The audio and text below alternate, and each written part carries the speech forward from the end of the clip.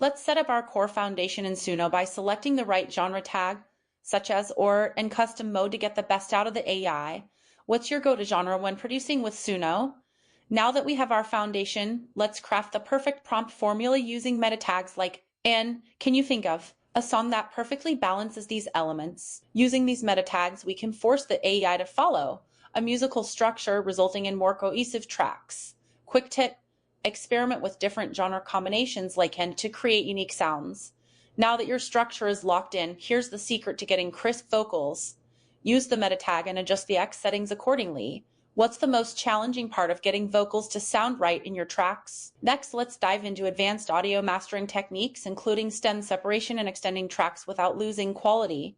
Have you ever tried using compression to enhance your mix? To take your tracks to the next level, focus on polishing your mastering skills and experimenting with different prompt formulas. Can you share a time when you stumbled upon an amazing sound using Suno AI? Now that you've learned the secrets to generating studio quality songs from Suno AI, it's time to put them into practice. Hit the like button and subscribe for more AI music tutorials and prompt engineering secrets. Let's produce some amazing tracks together.